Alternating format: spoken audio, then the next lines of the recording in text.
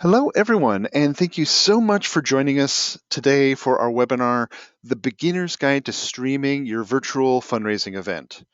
When it comes to virtual fundraising events, we've been hearing a lot from nonprofits about how complicated or overwhelming live streaming technology seems.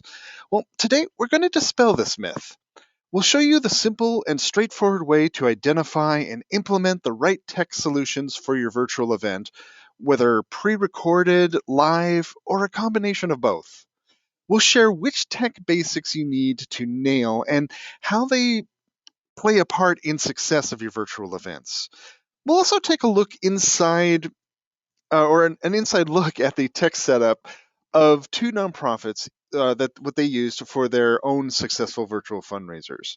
Now, before we get started, please know we welcome your participation and are here to answer your questions. So be sure to submit them into the questions box on the GoToWebinar control panel. We have fundraising experts standing behind the scenes to answer questions during the webinar, and at the end, we will hold an open Q&A session with our presenters for any additional questions. We hope you learn a lot from today's presentation, and as a quick reminder, we will be sending out the recording and slides to all our registrants afterwards. Now, today's webinar is presented by MobileCause, and MobileCause understands the everyday challenges nonprofits face, constantly confronted with limited resources, yet still expected to expand your impact. You shouldn't have to face these challenges alone. And that's why MobileCause offers more than comprehensive fundraising software. We also provide one-on-one strategy from dedicated fundraising specialists and have the industry's best support team ready to provide assistance 24/7. So it's there when you need it most. At MobileCause, we're just as committed to your cause as you are, and together we can grow your nonprofit like never before. Now, let me introduce you to today's wonderful presenters. Ryan Giffen is the lead video technician and project manager at Promosa, one of the fastest growing event production companies in North America, with specialized divisions in production management, lighting, tour production, and large format LED video walls.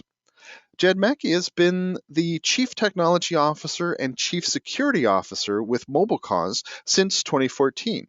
He is responsible for all engineering, project development, and security at MobileCause. Now, I am Sky Couchman, the training manager at MobileCause, and our agenda today is full of expert strategies and easy to use takeaways for streaming your virtual event. First, we'll hear from Jed Mackey on nailing the tech basics, the straightforward tech options available for any kind of virtual fundraiser, and how to know which is best for you. And then Ryan Giffen will share the pre-production process he went through on two nonprofit virtual events to select, set up, and execute the tech for their virtual fundraising events. All right, now before we begin discussing the beginner's guide to streaming your virtual fundraising event, we do have a quick poll question for everyone. And the question is, how do you feel about the tech related to your upcoming virtual events? So let me go ahead and launch this here. All right, usually takes a couple of seconds for it to launch, but it should be on its way. So the answers are to choose from Pro, you're feeling confident and you're ready to rock the tech. Apprentice, you've got some experience, but there's room for improvement with the tech. Newbie, you don't have much experience with the streaming technology, but you're looking forward to testing it out. And Ostrich, you've got your head in the sand, are overwhelmed by the tech, and maybe it's holding you back from planning an event. So let's take a look at those as we're coming through here. All right, getting some good responses.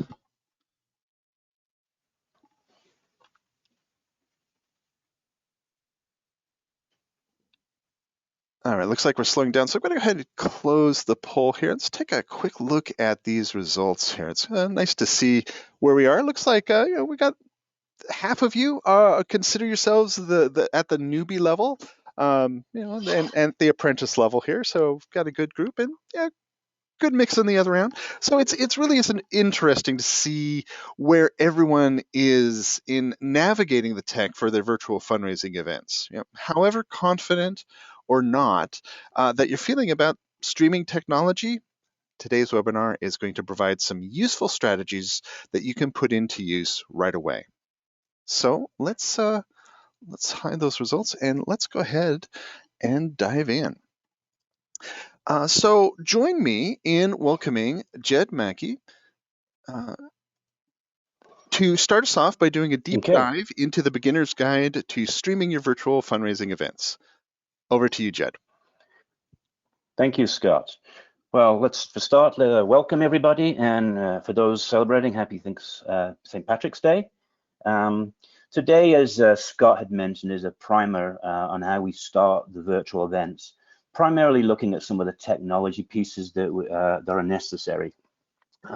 If there's nothing else from this presentation I want to get forward, is how important it is that this is a considered element of all future, because what I'll share with you right now, in fact, let me go to the next slide, is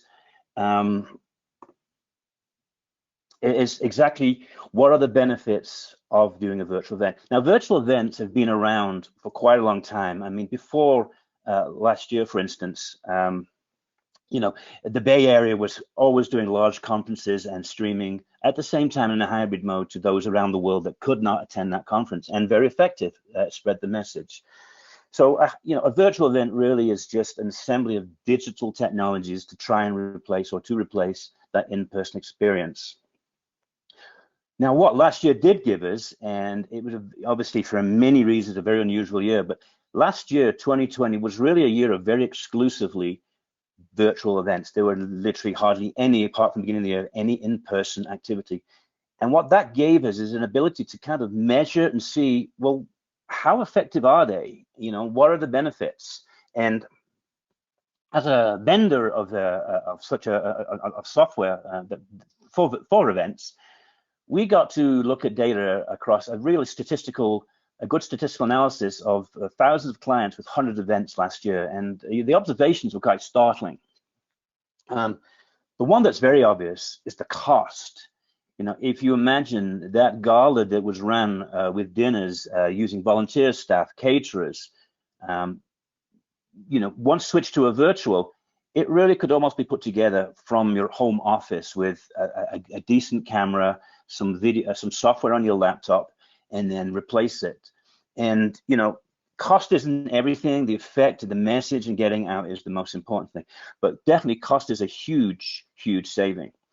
But when you marry the cost saving with what we've seen, and I think the most startling thing, as mobile coach, we saw our platform almost double in donation value. Now, some of that was in business, but the majority was people exceeding their goals.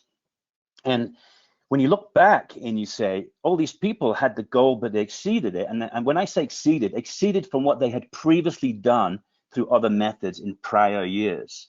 And so if you put the two together, whether you're for profit or non-profit, you do great in the top line, you do great in the bottom line. That, you know, that's more money that goes to the cause. So effectively, you know, it's just a wonderful combination to have.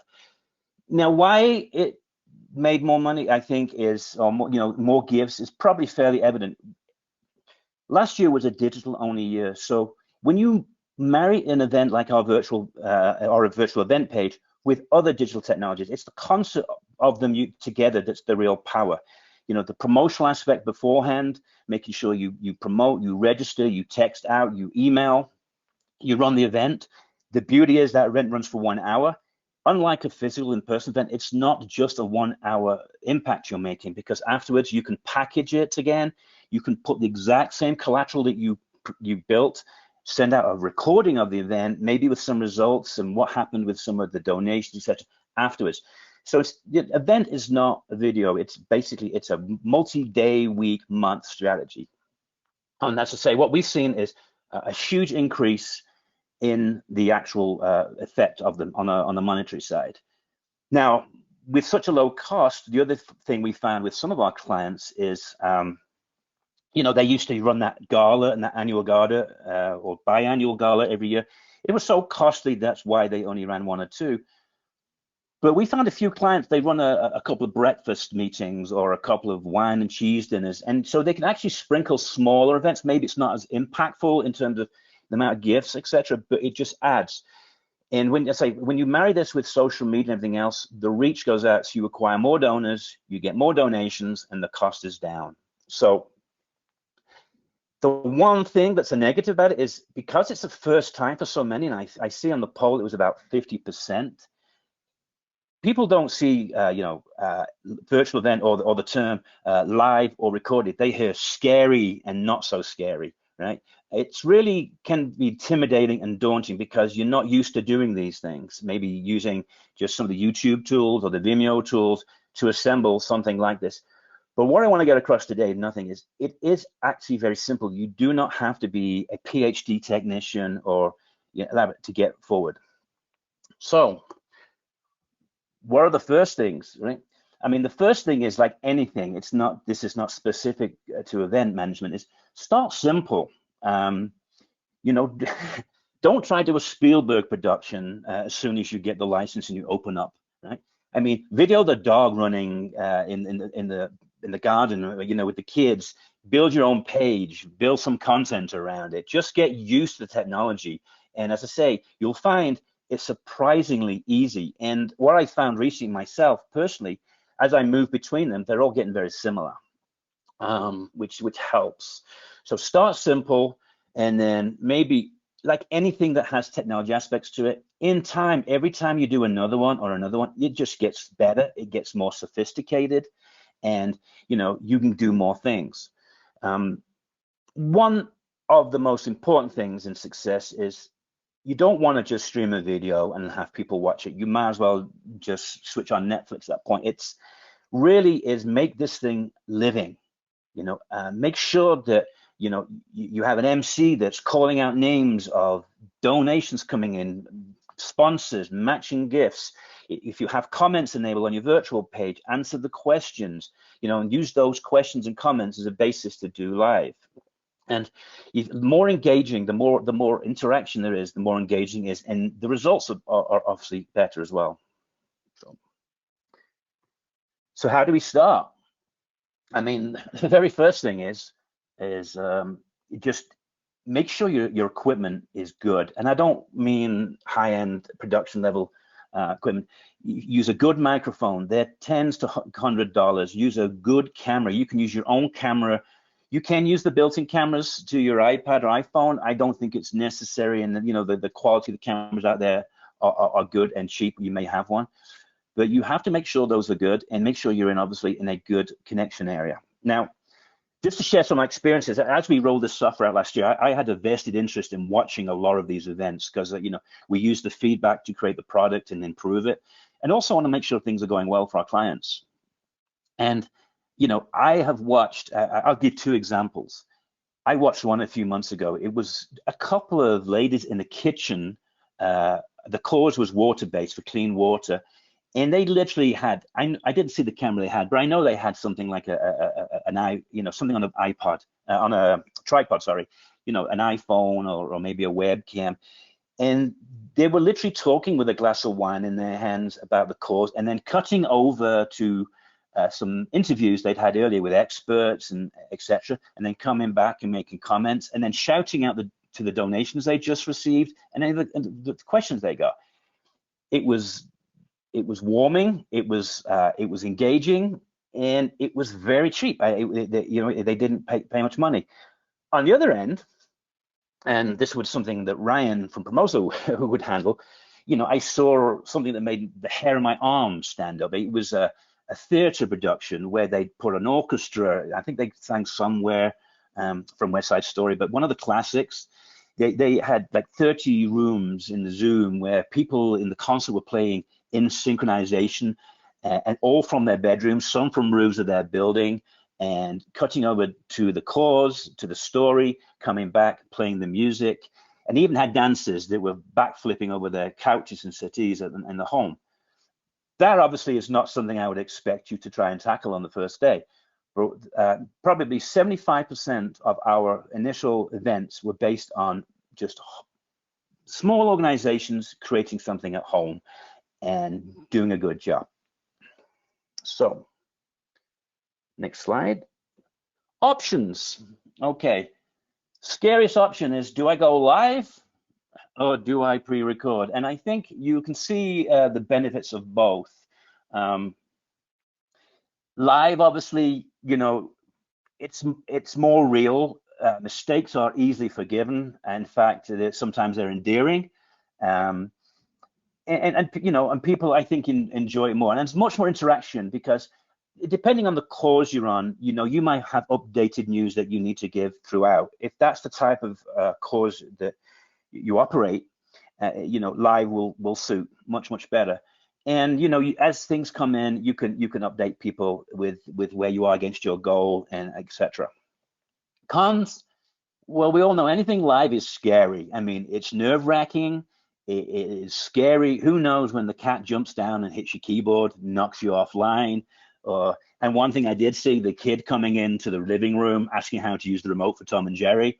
Those things happen, and they never detract from the thing. They actually, you know, they made me smile, and actually I stayed on longer than I probably would have done. But I'm saying it is real, and but it does, you know, obviously anything's live, you know, rehearse it more, and because you know you don't have as much room for error as you would. So what are the pieces when we actually put something together? Okay, next slide. It really, if you look at the 3 lanes, obviously very basic, the video source. As I mentioned earlier, get yourself, you know, there's now some nice, you know, Ryan was telling me some nice 360 cameras, but I don't know where you're going to film your event from. It can literally be the kitchen. Most of the ones I see tend to have some kind of an MC, a presenter that's on a podium or sitting in a bunch of chairs on the stage, or you know, like everybody in Zoom nowadays, they've got the library behind and they've got that kind of background, and they're having the cozy fireside chat and talking through the cause, showing interviews that they'd pre-recorded earlier, or having live panelists to discuss the interviews.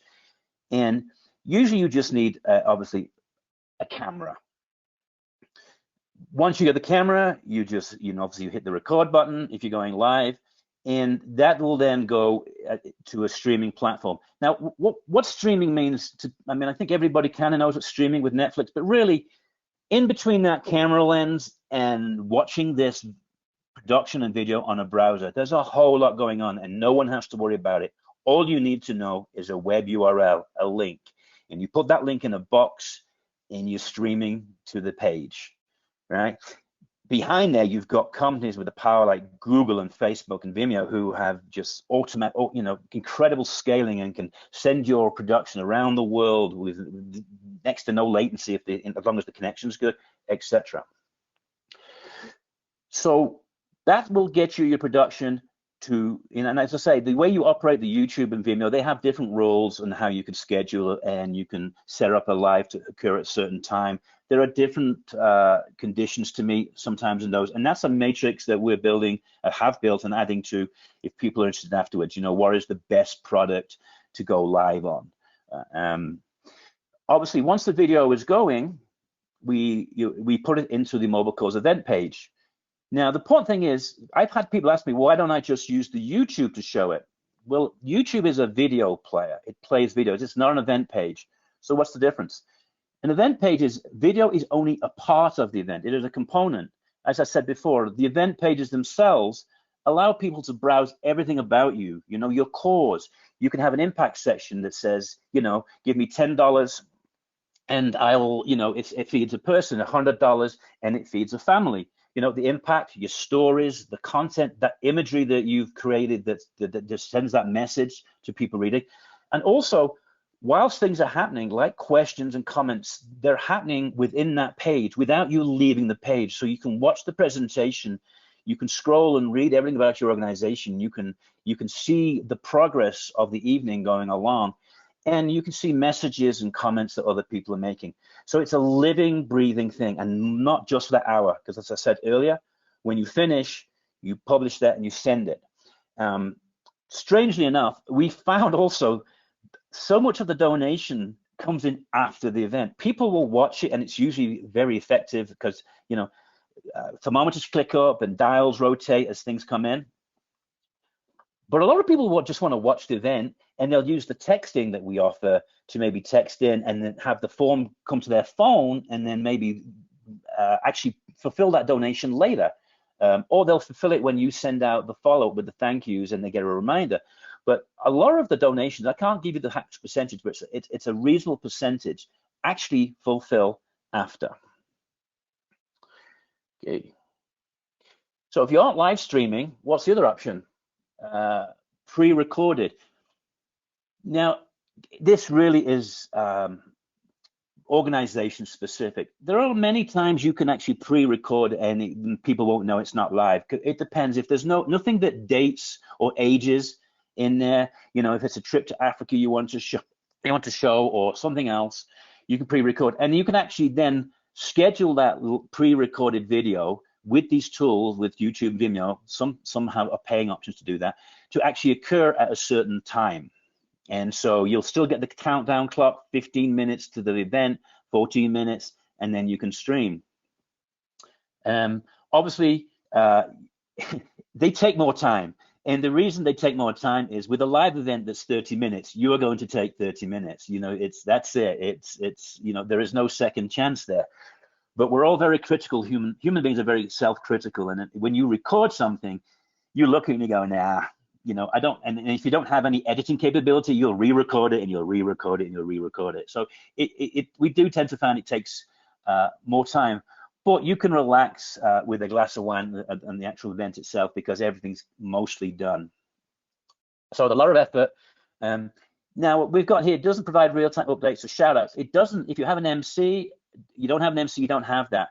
But with our event page, we can get halfway there, because those real-time updates from comments will occur even over pre-recorded video. So it still looks live, because as people are donating or texting in or saying things, they will appear dynamically live as they're happening. But it doesn't beat that presenter or that MC actually controlling the event and the message.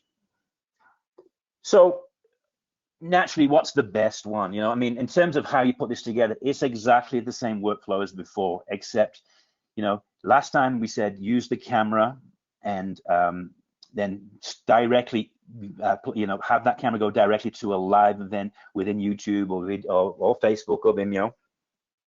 This is exactly the same, except this time you'd use the camera yesterday or this morning, you saved it to a file, and this time, instead of, you know, basically plugging the camera straight to YouTube, you're actually just uploading the file, and it will play from that file at the specified time. Everything on the Mobile Course event page remains exactly the same. You still have all the messaging, and you still have all the commenting and all the abilities that we offer from the page. So again, that's fairly simple, and it really is a comfort value. I wouldn't know whether to recommend to somebody should they do live or pre-recorded. If you have such, you know, your course is one that can show things, it's probably less stress, especially for your first time. But you can't beat live personally. But again, a personal preference. You know, like everything, you know, I'm always asked which ones you prefer, and like the answer to most things in life, it's both, right? This way, it kind of de-risks you also, but it's also more effective. Is, you know, do pre-record some of those things. I mean, a lot of the events that we watch, they require people who can't schedule the same time together, or, you know, it's some scientist or expert in a university they want to talk to about certain research.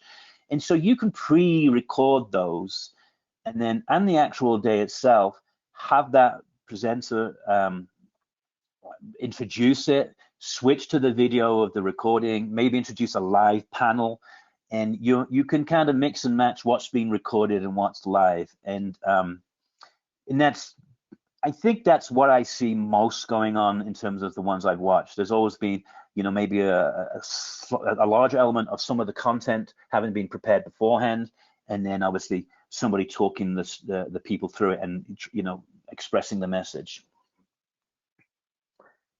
So what I gave you was the simple case, and I think everybody here, there's two things to an event that's very important. One is the content, which everybody on this call is the expert, not me. You know your message, you know the imagery, you know how to get the cause through to the right people.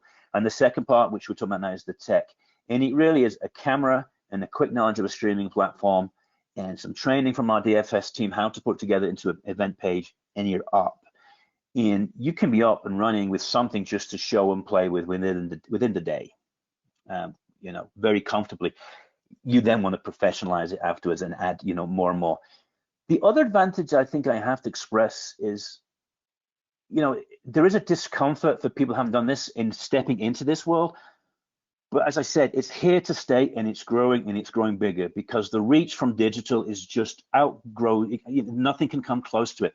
So even the day you have that dinner back in the hotel room that cost you $5,000 to put on, you're still going to want to stream it. So people outside of that could not make it, either through sickness or through the geography or other reasons or other countries, can still participate, can still contribute to your organization, and obviously push it through communicated links through email or through social media, and social media itself goes viral. And so your donor acquisition, you'll see grow. And so I will implore, and maybe I'll do this every second slide, please, just play with it. I don't even know which product you use. Just play with it, because you will do so much better for your organization doing this. Now, there are, you can get more and more sophisticated. Now, you could add one more column, and we call this multiple sources, multiple platforms. Well, what does that mean? I might have a Zoom video coming in, and I want to put that with a live video, and I've got some PowerPoints I want to present live from somewhere else, or there's two different rooms. And there are products out there, and they are geared to be much user-friendly. They're not geared towards professional production people as much, but they allow you to combine multiple sources into one video and present it. And I would say this is not for the basic people, that if you just want to just start on the basics. I wouldn't say it's for the expert either. I'd say it's for the enthusiast. So somebody who's played with just the YouTube native itself or something, and wants to play with some other things, they can use something like Restream or StreamYard.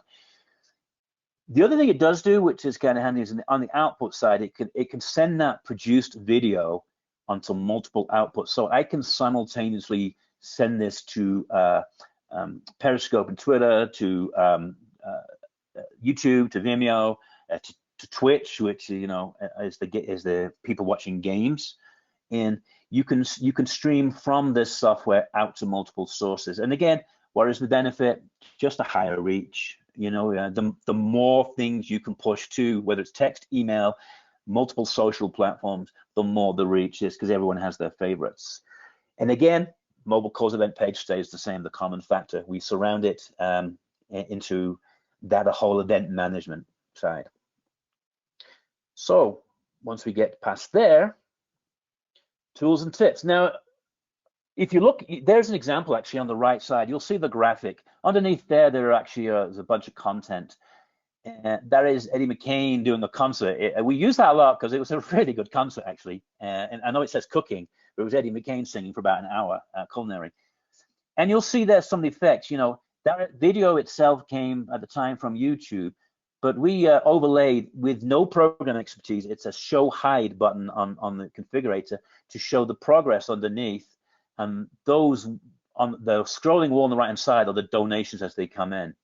And we can switch that off. And actually, even the user, you can't see it because it's masked, but the user themselves can switch them off if they want to, they don't want to see it. Obviously, once the video starts, that big splash culinary concert disappears. Now, here's another example, my favorite example of using an event page.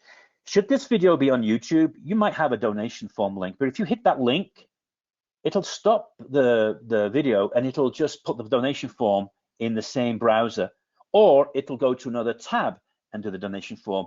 You've just lost the production, when no one's watching anymore. Within this event page, one example, and this is one of my favorite features, if you hit that donate button, and it could be a donate, it could be registration, could be ticket.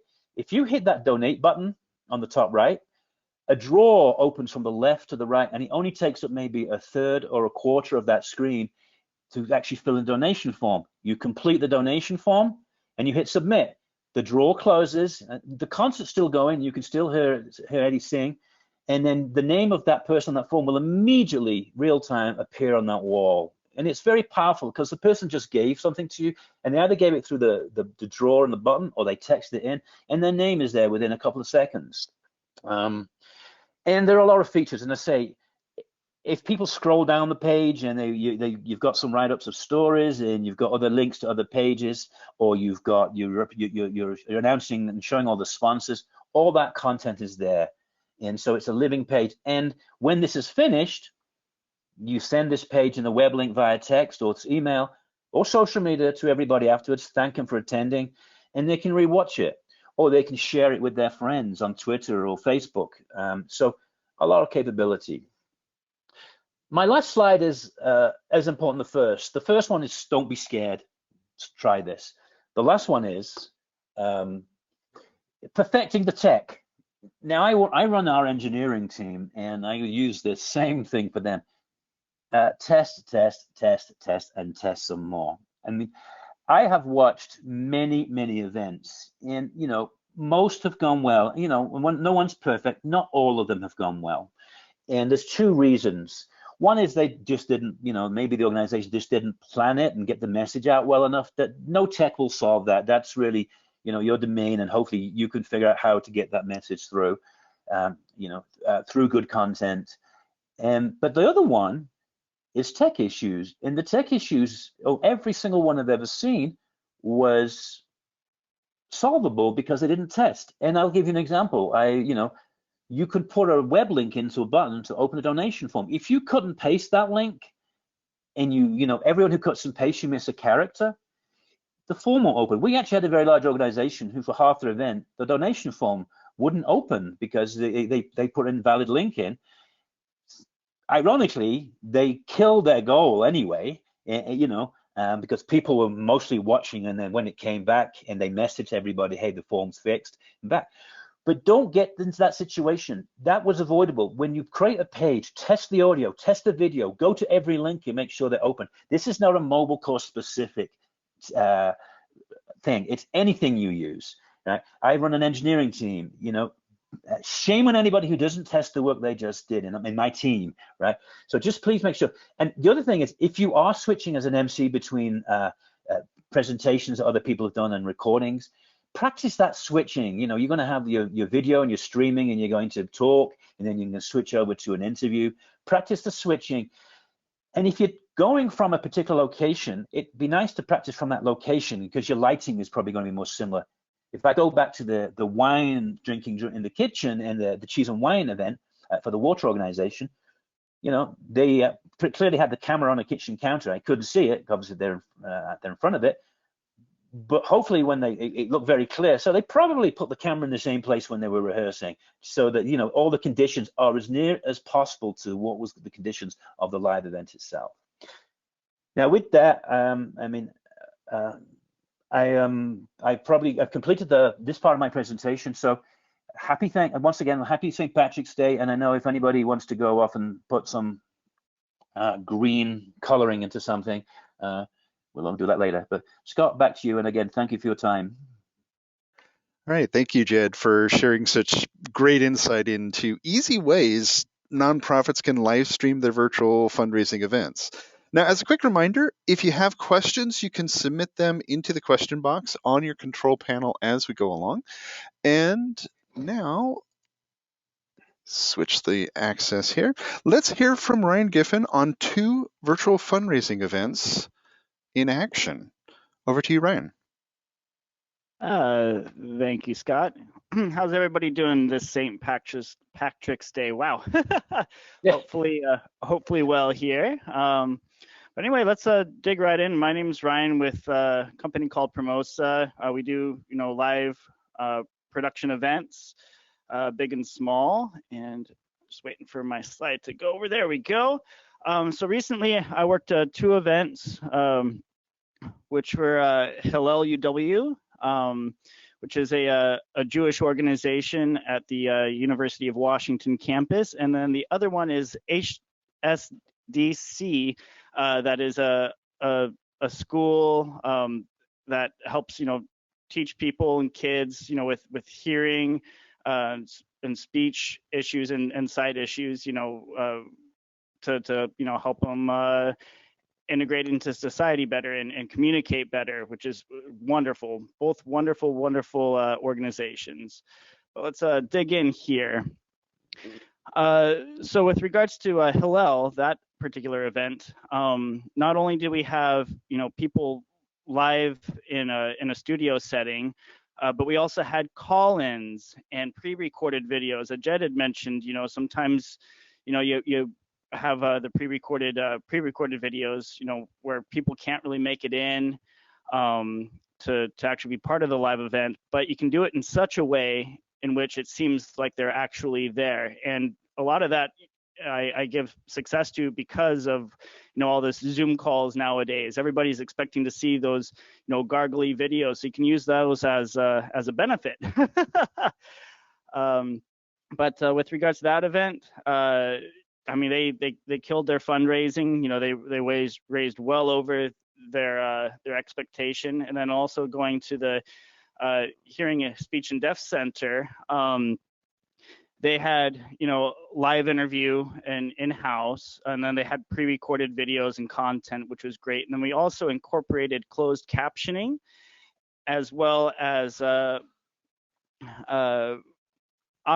for what's the word I'm looking for?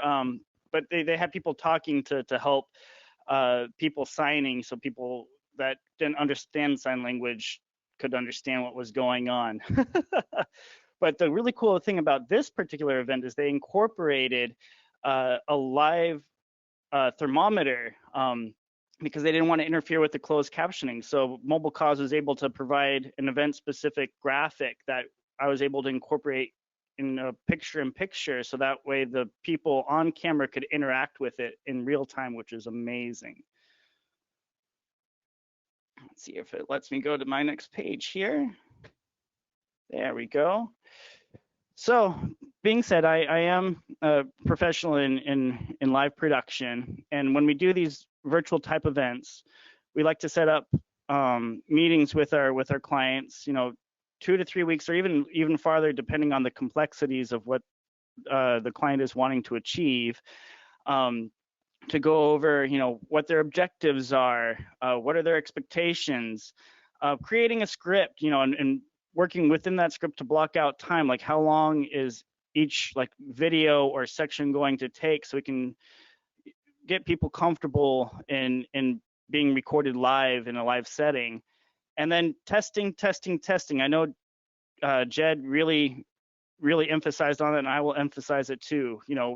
Test everything, and that includes rehearsing, going over the script, going over with how the videos are going to be shared and played, and then also looking to the different platforms that are going to be used. Like, test everything because you'll have the time. Again, if you start the pre-production process 2 to 3 weeks ahead of time. And the great thing about Mobile Cause, at least from my end, is they're always available to help with the various tests. I like to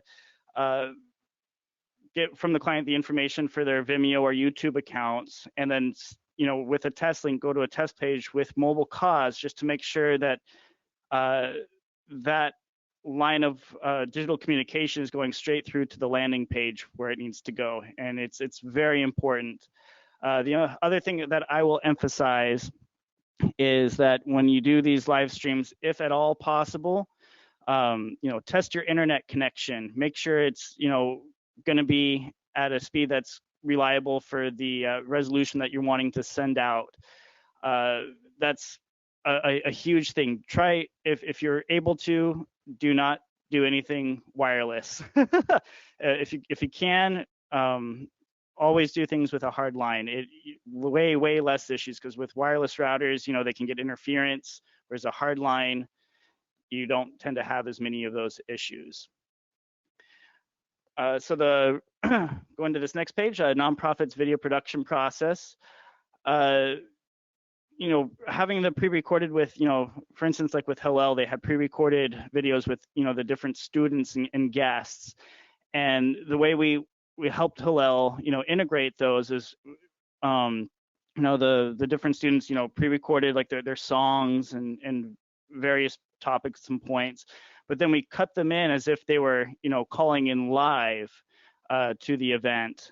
So it made it feel like, it was all 100% live thing, but that allowed some interaction still, which again, Jed pointed on. Interaction is key to these live stream events, because people are used to being engaged, especially now with, the various YouTube videos, Facebook videos, even with, TikTok, their meetings, people's meetings on Zoom, which you've probably experienced as well. They like to be engaged. They have a sense of what they want to see. Now, with regards to those edited videos, we had the nonprofits edit those and put those together in-house, because there's no one else better that knows what content you're wanting to emphasize and put out to your prospective donors than you. You know your content and your organization better than anybody. So I recommend, if you aren't creating the videos, having somebody along the way, along the travel, to be there to get exactly what you want, because again, no one knows your organization better than you. So when I did these virtual events, I used a program called vMix, which is more of a digital video switcher. And I live streamed to Vimeo, streaming platform for both these events. The beautiful thing with regards to vMix, which is kind of similar to some of the ones Jed introduced in one of his slides, is that I can send out to multiple platforms all at the same time. That being said, if you do use something like one of these types of live streaming programs, switching programs, you want to make sure you have a very beefy computer, because you're taking in video, you're pushing out video to different things. So you want to have something with a robust web video card. And so if you're wanting to do something of that nature, if you do go to vMix's website, they do have a landing page on there where you can actually go in, and they have different specs for streaming computers that work with vMix, and it also works with other, would be great to use with other live streaming type pieces of software. Now going on to the streaming platform like with Vimeo or YouTube or Facebook, there are some benefits to each one. With regards to YouTube and Facebook, they're both free, which is great. But they also have their drawbacks. With regards to Facebook, you can't really schedule a stream time way in advance in terms of being able to send the streaming link to, say, Mobile Cause. So you have less control there. Sometimes the video isn't as good going through their Facebook's processing. Whereas with YouTube, it's great, but there are some drawbacks to YouTube as well with regards to if you don't have a properly set up YouTube streaming account, you aren't really able to use it. And it does take some pre-setting up to make that accessible for a live stream function. But the benefit to YouTube, especially over Facebook, is that it gives you the ability to schedule your event, to start your stream, which is great. One less thing you have to think about in the production process. And also it allows you to have a backup stream URL. So if you're using a program like vMix, you can send out 2 streams at the same time. So if for some reason one stream fails, the other one's automatically going. So it gives you a backup, and you won't lose your live stream content to your audience. I personally, and this is me, I'm not a spokesperson for Vimeo, but I prefer Vimeo. But the thing with Vimeo is you have to get the premium account, and it is somewhat costly, but there are some benefits to it. One being that you get a streaming type program like vMix included in that account, which is Livestream 6, which is a great program. Some people enjoy using it, so that's an added benefit. 2, you can schedule your videos to stream just like you can with YouTube. Another great feature is you can preview your signal going out before you even start your stream, which is amazing. So if you have any connection issues going into Vimeo, you'll know instantly, but your audience won't know there's anything wrong, which is great. And then lastly, you can pay again an extra fee on top of that and have a similar thing like YouTube where you can have a backup stream URL. So again, if something happens with one of those connections with your computer, through the internet, you still have a backup running through. It's all about backup. Let's see here. Let's go to our next slide here. So it says here that 49% of marketers say audience engagement is the biggest contributor to a successful virtual event. And I absolutely agree with this. When you are setting up your virtual event, you want to have a theme. You want to have a story that you're telling, even if it's like I believe what Hillel did, and it was more of a semi throwback to, those old phone call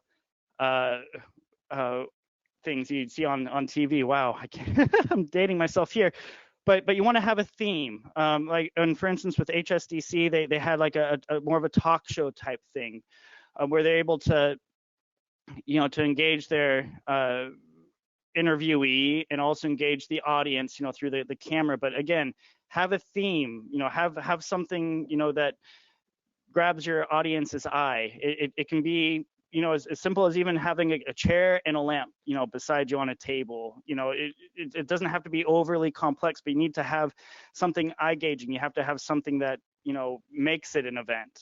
Nobody wants to go see a person, standing in front of a white wall with an iPhone, just talking blankly out into the ether.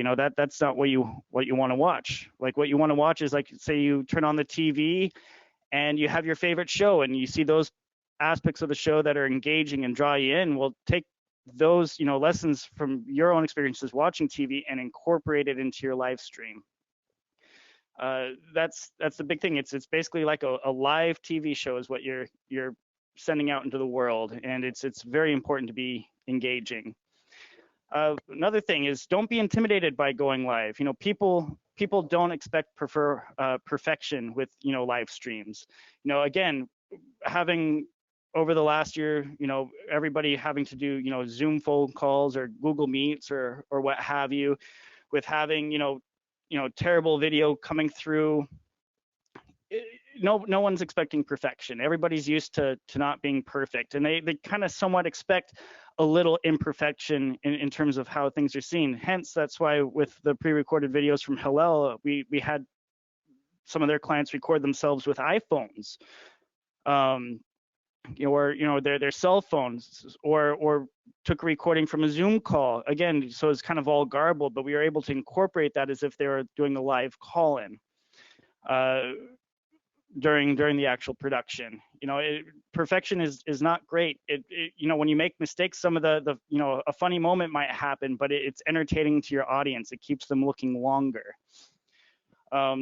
Which again, to reiterate, people expect the quality to be low on a live stream, again, because we're all used to it. We all have these Zoom calls, where just the quality sucks. But when you have, a mixture, of, again, pre-recorded and live, or all live, or what have you,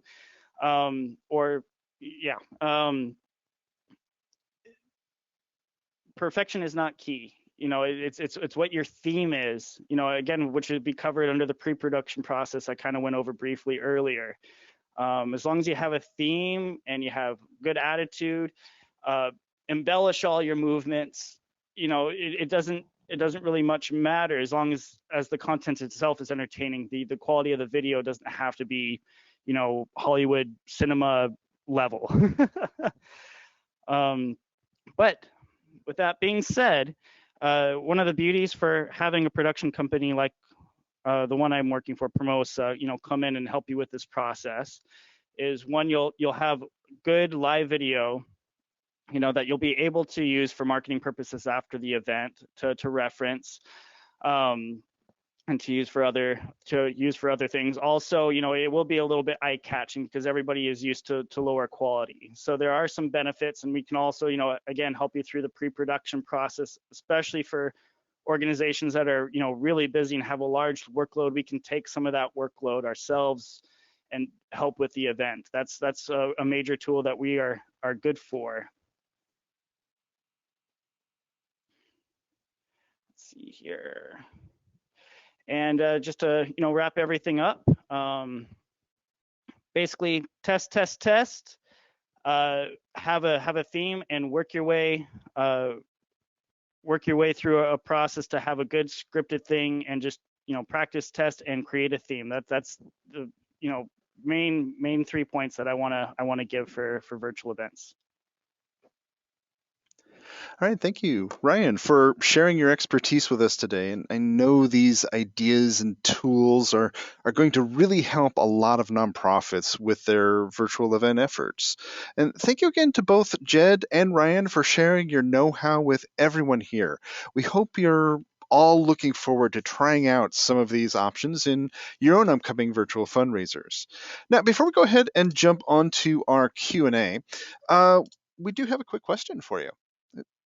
And the question is, are you interested in learning more? So let me go ahead and launch this poll for you.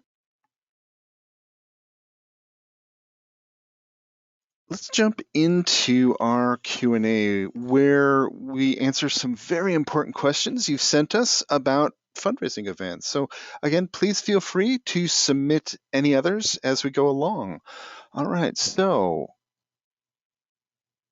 first one here is for Ryan. How do you split the audio for those listening to an in-person event and watching on a virtual event?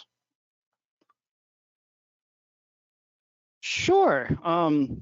It could be done a couple ways. Again, in my line of work, what we would do is we'd have, say, like an audio board, somebody running audio, and go into the feed from the mics would go into, or from the computer, what have you, would go into the soundboard, and then out from the soundboard, it'd go to both the speakers and to the computer, sending out the signal to the stream. You could also use something as simple as, say, like a Focusrite interface to accomplish the same thing if you're on a budget. All right, great. Let's see. All right, so Ryan, how complicated is the closed captioning live stream? Sure. So the closed captioning can be accomplished in a couple ways. Some platforms offer an auto closed captioning service, so it just takes the audio that's being transmitted through the stream and tries its best to translate it. Another option is hiring a closed captioning type company to come in, and they can interface usually with an HDMI into a computer that you're sending out your live stream to, and you can just do a simple overlay. There's actually several programs that are available that you can use. One that I have used in the past is called OneFusion closed captioning service. That's interesting. All right, so Ryan, we've got one here. What have you found the internet requirements are for live streaming? Sure. So this is a bit of a complicated one, because you have your bare minimums like 10 megabytes per second for 1080 or 30 for 4K. But to think about that, that's just for that video signal. But then you have to think about that, chances are, with how different things work, is other people are also going to be using the internet at the same time. So then that, takes away from the usage that the video will need to transmit without buffering or any transmission issues. So normally I would say more is better. Like I would talk to your cable provider and see what they're able to offer, and if you get more internet than what's required to run a basic stream, say like 1080, the better. On that note as well, I will also say that most of the time what I end up doing is sending out a stream at 720p, because most of what you're seeing on YouTube is 720 HD. And the reason I do that is, again, you get into circumstances where you don't know different devices are, taking away your internet bandwidth. So having a lower stream resolution that is, again, HD, is usually the way I go. And also, if you're able to downscale from like a 1080 picture to 720, you'll still retain better visual resolution, for your eye picks up, and better color. So if you're able to downscale from say like a 1080 to a 720, but stream at 720, that's the way to go instead of streaming straight at a 720. I hope that makes sense. Okay, great. And of course, as you both have said the entire session, test, and make sure it works. Yeah. Okay, so Ryan, next one here is if there's a way to answer this simply, how do you move between live and recorded videos? Sure. Well, again, I use vMix. So what I do is I upload or download the videos into my vMix program. I also have the live V feed coming in from the camera. And so I'm able to switch between the two sources within the vMix program. But you can also achieve this off of some cheaper streaming type devices, say like a Blackmagic Mini. Can allow you to accomplish a somewhat same thing, but you're going to need to, it depends which one you get, and you may need like a secondary computer. Okay, and this one actually probably we'll start with Jed, and Ryan, if you want to put in your thoughts as well. Do you have any thoughts on incorporating both live streaming into future in-person events? Oh, I think it's essential, to be honest with you. I mean, just the extra reach. It depends obviously on the event itself. If there's a huge hall, the camera work and everything may be tricky. But again, I think Brian will probably give you more than that. But no matter what it is, the target should be to try and live stream it. Also, it's not just adding people to the event itself. You can actually send the memory of the whole evening to everybody afterwards, because you can send that event page with that whole evening recorded, and obviously tell them what we did and how this was successful and what was achieved. So by live streaming, you're also recording, so you're hitting two things in one, right? You're basically adding audience, and then you're actually adding what you can send to the audience afterwards. So 100% yes.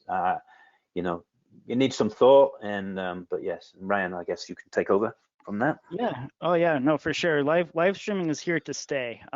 With some of our larger partners like Live Nation, they're already planning on incorporating live streaming into all their festivals and events, as an extra ticketing thing. In terms of fundraising, it's also important because you're gonna have people that are wanting to give and help out and participate, but they're not still going to be able to come. But now with how all this technology has been integrated, it allows you to again have a larger reach than what's going to be in the room. So it's live streaming is never going to go away. Right. All right, and for Jed, especially with all of the different events that you've seen, is there a better day or time to hold a virtual event? That's actually a good and a funny question, because I couldn't say which is the best, but what I can tell you straight is I've noticed that the majority, 70% of our events run from Thursday to Sunday. Monday, Tuesday seem quiet. I don't know why. Maybe it's another weekend, but also obviously reasonable times. You tend to either have an event at 2 p.m. Pacific, or obviously people have breakfast events. That's the exception. But that 2 p.m. Pacific. But I see most of them around somewhere between 5 and 7 p.m. Pacific. I'd say the majority of them. For some reason, as I say, Thursday, we've changed our internal processes. We don't change anything. Thursday, Friday, Saturday, Sunday, always busy on our system. Monday, Tuesday, they're still going on, but to a much, much lesser degree. And I don't know why. So I can only assume, taking that statistical group, I would say those are the best days, just based on what people are doing. Okay, great. All right, so Everyone, we have come to the conclusion of our Q&A. So before we leave, if you are interested in discovering how MobileCons can help maximize your fundraising efforts, please fill out the post-webinar survey. Thank you again for attending today, and best of luck in live streaming your virtual fundraising event. Goodbye, everyone, and see you again soon.